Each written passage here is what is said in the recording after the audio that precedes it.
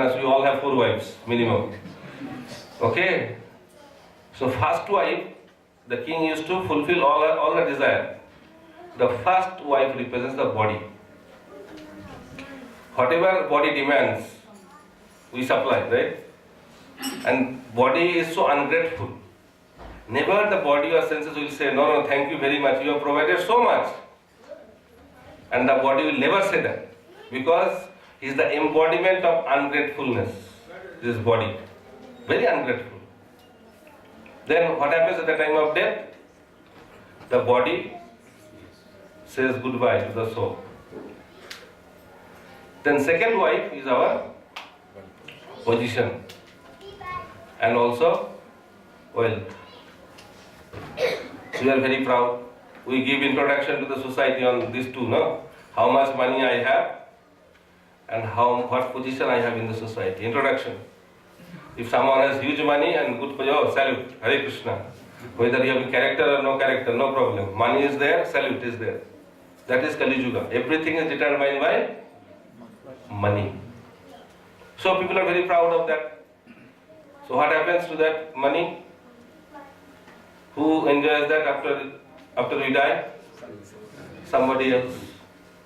So that second wife gets married to another man. Third wife is our relatives. Relatives are very nice. So they go up to crematorium. They cry also. And after 3-4 days, lives become normal. So that is relatives. And what is the fourth wife? Is Paramatma. So Paramatma will be there, whether you are an insect body, human body, tiger body, dog body, heaven, hell, Brahmaloka, everywhere he will be there. So when living entity realizes that and understand that I am maintained by that Paramatma, that is the symptom of surrender. So before we die, we should realize that. Generally that realization comes at the deathbed. That's not enough. We should realize before we go to deathbed. That is the symptom of surrender. Then the fourth one, how long I will continue? 9:30. Huh? So the fourth symptom of surrender is avasya rakhibe Krishna vishwasa palan. Conviction on Krishna's protection. Krishna will protect me. So that is very, very important symptom of surrender. Actually Krishna protects. We also say like that. Rakhe Krishna, Mare Krishna, Rakhe Krishna. We say that in the classes. But very difficult to practice that. We always have our own plan of protection. We can have that, but we should understand ultimately Krishna is the protector. So we'll narrate the pastime of Haridas Thakur. So Haridas Thakur was born in a different caste and he was not supposed to chant the mantra, Hare Krishna Mahamantra, according to that religious tradition. But Haridas Thakur from his birth he was chanting because he is incarnation of Brahma. So he used to chant 300,000 names of God every day. And he became very, very popular because he was very saintly and he had so many saintly qualities and people are attracted to Haridas Thakur like anything. Then some Muslim people were very envious. And they reported to Qazi. So Qazi called Haridas Thakur. So Haridas, no problem. You just give up your chanting. And everything will be alright. Otherwise, you will be killed. So if it happens to us, I don't know what we will do. We always face difficulty, but that level of difficulty, I don't know, we have faced or not.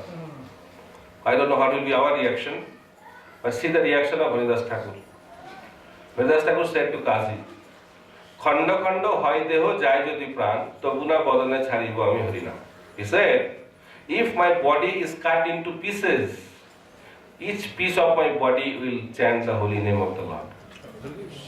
So that is the conviction of Haridas Thakur, because he knew Krishna is the protector. And he was beaten up in 22 marketplaces. And the way he was beaten up in one marketplace is enough to be dead. Then those who are beating him, they are telling, please die, otherwise we will die. Then because of the merciful nature, he pretended to be dead. And they wanted to carry him, he was so heavy. Then he said, if I am so heavy, then they cannot carry. He became light. Then if they put into the water, then after some time he came out chanting Hari Bol. So that was Haridas Thakur. And Mahaprabhu, while he was doing Mahaprakash Leela, he told Haridas, can you remember? When you were beaten up in 22 marketplaces. So I was in difficulty because when I saw these people are beating you like anything, so I sent my Sudarshan Chakra to kill all of them. But because of your merciful nature, you told Sudarshan Chakra to forgive him. So here is the order of me to kill them, but you are requesting to forgive them. So Sudarshan Chakra came back. He said, you did not follow my instruction. He said, I followed your instruction. But I told you to kill them. But how can I kill them? Because you told your devotees are greater than you. So you told to kill, but your great devotee Haridas is telling not to kill. So I have to come back. So Mahaprabhu said, what can I do then? My Sudarshan Chakra failed. So what I had to do, I had to go personally and put my back on your back. And I took all the beating of the whip. And Mahaprabhu said, you cannot believe, you don't believe that? Then Mahaprabhu took out his chadar and sword, and there are marks on the backs of Chaitanya Mahaprabhu. Avasya Rakheve Krishna Vishwasapalam. That is the protection given by Chaitanya Mahaprabhu, because Chaitanya Mahaprabhu is the protector, ultimately. So I'll narrate one more pastime to finish today. Draupadi. So Draupadi was about to be disrobed. Great insult. In front of so many people, she will be disrobed. So he pleaded to the great personalities in the assembly to help her. They could not help. She pleaded to her husbands. They could not help her. Then what to do? She was trying by herself. In one hand, two hands were trying to help her. Then what he did, ultimately, she was grabbing the sari with one hand, and other hand he was chanting the name of Govinda. So while these things were happening, Krishna was in Dwaraka with Rukmini Devi. He was talking to Rukmini Devi. So Rukmini Devi said, your devotee is in such difficulty, please go. Then Krishna said, I am thinking how I will go, which vehicle to take. He said, come on, you have Garuda Express, take that. He said, no, that Garuda is very slow. Garuda is slow, he goes by the speed of the mind, Garuda's speed. So no, I have no confidence in Garuda, because when Gajendra was in difficulty, I was traveling with Garuda, and I was telling Garuda, go faster, but every vehicle has a speed limit. So Garuda was with the highest speed. So when Krishna told him to go faster, then Garuda broke down. Then Krishna said, I had to carry Garuda on my shoulder. So how can I have faith in Garuda? So he was joking like that. Then after some time, Krishna disappeared. Then after some time, again he came back. He said, where did he go? Oh, I went to Hastinapur to rescue Draupadi. He said, you are joking with me, you are talking to me, that how will go, but how did you go? He said, no, I was just passing time with you. He said, why? Because Draupadi was still trying by her own endeavor to protect her. So I was seeing how much surrender she has. So when she surrendered completely to me, then immediately I took the vehicle of the tears of Draupadi to reach her immediately. So the tears of the devotees in desperate need is the fastest medium by which I can reach the devotees to protect them. So that is the real protection we have. So when we have that kind of faith and conviction, Krishna will definitely protect us in every step of our life. And that is one of the symptoms of surrender. So if we can cultivate that, then Krishna's mercy will Hare Krishna, Krishna Krishna, Hare Hare, Hare Ram, Ram Ram, Hare Hare. Srila Prabhupada ki jai, Samaveta Gaura Bhakta Vrinda ki jai, Nitai Gaura Premanande, Hare Hare. I was doing okay with my voice. Okay. So I was feeling very healthy while I was talking. Now again I will go back to my bad health. Hare Krishna. So please pray for me so that I can be healthy tomorrow, so that I can share with all of you about Chaitanya Mahaprabhu's pastime. Hare Krishna. Questions will be possible? Up to you. I am ready, provided you are ready or not, whether you have questions or not. I have You have a question. Okay, welcome. actually 3 questions for you. 3 questions. One question at a time or 3 questions at a I time? think one is, Okay. Prabhuji, you were talking about the Avashya Rakshya Krishna Vishwasa Kure. Generally in our family life we do a lot of planning. And after retirement I'll do this, my family like this, my house, my regular income. But despite all that, sometimes we are not able to meet the target of whatever our plan, because inflation, so many other aspects. And even in the family, we have a feeling that we have not done that, we have not done this. So there is an anxiety in the family, in your own mind. How do we sort of understand this concept of dependency on Krishna with all these complications of family life? It's a very simple thing to understand. Just like Krishna spoke to Arjuna, your duty is to fight. But what will be the result is in my control. In the same way, as a grihastha, for brahmachari, vanaprastha and sannyas, no planning is needed. For the grihasthas, Krishna has given a plan. Rupa Goswami has exhibited that plan. 50% should be donated, 20% for the maintenance, and 20% for the future security. Okay? That is the scheme he has given, but it's a shocking scheme. As soon as people hear 50%, they faint.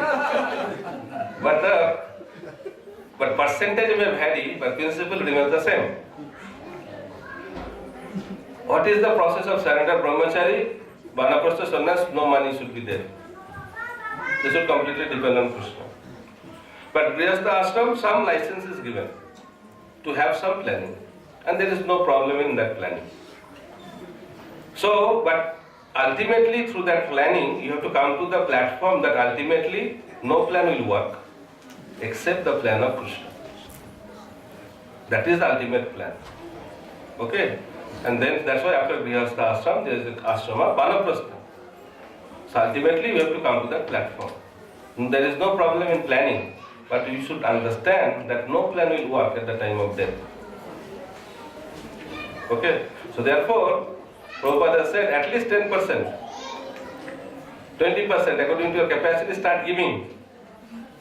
When you start giving, then slowly realization will come that this scheme will not work. Ultimately Krishna is the security. But giving needs some detachment. So when you start giving, you cultivate the quality of detachment in the heart. 10%, 20%, 30%, 40%, 50%, then slowly, what? The shocking 100%, Hari Bol. Ultimately you have to come to the platform that Krishna is the protector. Okay? Second question, can I ask more? Yes. You were talking about oneself. Also that I am humble, I mean I am sinful, I am fallen kind of thing. You said it also is an implication of our false ego. Sometimes, yes. Or a significance of our exhibition of false ego. But in the case of Rupa and Sanatana, the same behavior is being done by them. How do you understand this context? Because they are not doing drama, because nobody was there. That was genuine. But most of our cases is not genuine. We act. That's why I give the quote that fake it till you make it. We know we are not humble, but we are practicing it. We know I am great devotee, but we are telling I am not great. Right? So neophyte stage means I think I am great, others are small. Right? That is neophyte stage. Yes. More you advance, the symptom of advancement is that more you see others great. That is a symptom of advancement. And that will happen through process of devotional service. It will not happen automatically. One day you wake up in the morning and you start feeling so humble. It doesn't happen like that. You have to practice it. And how you can practice it? Start appreciating others, glorifying others. That's why Kirtanam is very, very important. Kirtan means glorifying Krishna. Kirtan means glorifying pure devotees. Just like we recite Srimad Bhagavatam every day, supposed to be. Why? Because when you start glorifying the great souls, including the Supreme Personality of Godhead, then slowly you start realizing your insignificance. So best way to cultivate humility is to glorify the Supreme Personality of Godhead and His devotees. Okay? Then naturally it will come in our heart. Anybody else has question? Otherwise I'll take his question. Okay. You only have the question. Yes, in case of Mahaprabhu's instruction by his sannyas guru, he says you are fool number one. But why didn't the spiritual master state that fact that way? It's a little... He is teaching because Mahaprabhu's pastime is teaching us how a spiritual master should act and how a disciple should act. Guru means heavy, disciple means to be disciplined. But in Kali Yuga, if Guru becomes heavy, the disciple disappears. Never comes back, third class devotee. Once comes, takes initiation and disappears. Never appears again. That kind of thing is not accepted. So Guru has to be heavy. Unless Guru is heavy, how he can be disciplined? So a disciple does not like to hear only sweet words of Guru. But unfortunately, in Kali Yuga disciples, they like to hear the sweet words of Guru. If you want to only hear the sweet words of Guru, then you cannot be disciplined. Then mercy will not flow so much. Understand? That's why Mahaprabhu is exhibiting the activity of Guru and the activity of a disciple. Anything else? Anybody else has any question? Okay, we'll end here. Harinam Sankirtan ki jai, Sadhur Bhakta Vrinda ki jai, Nitai Gaur Premanande.